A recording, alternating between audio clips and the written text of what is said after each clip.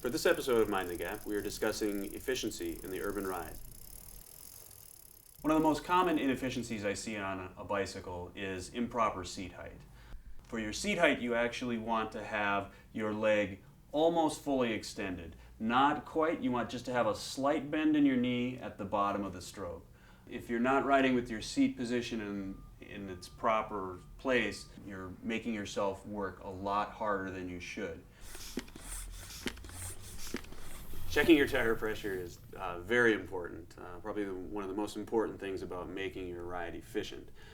You really should check your tire pressure before you head out on the road. The higher the air pressure in your tire, the less rolling resistance. The pressure inside allows for less contact with the ground. The less contact with the ground, the easier you glide over a flat surface. The wider the tire, the more rolling resistance, but it's going to make your ride much more comfortable. If your commute has a lot of potholes, or if you've got to deal with curbs and oddball obstacles along the way, a little bit the thicker tire is actually going to make your ride much more comfortable.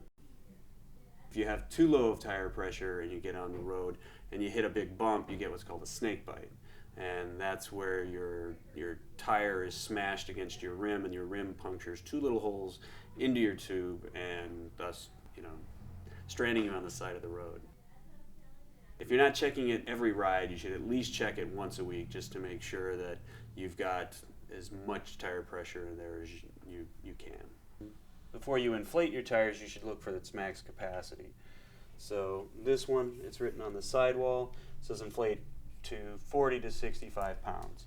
So if you're going to be in an urban ride, you'd want to be closer to the maximum because it's going to increase your efficiency.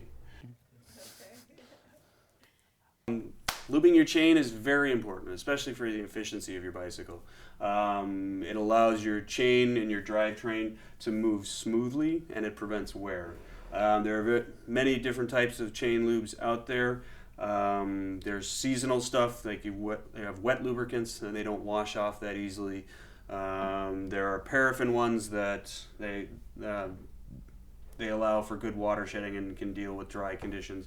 My personal preference is called ProLink. It's a very clean lube, it's a bio lube, and it doesn't leave a lot of mess or residue. Just roll your chain backwards and just do a slow drip into it. Keep an eye on the chain, and once you have a nice even coat, then you can stop. And then if you have too much on there or your chain's really dirty, it's a good idea to actually clean the excess off. And then you should probably check that about once a week. And if you hear any dry metal squeaking, then that just means that you're wearing metal on metal.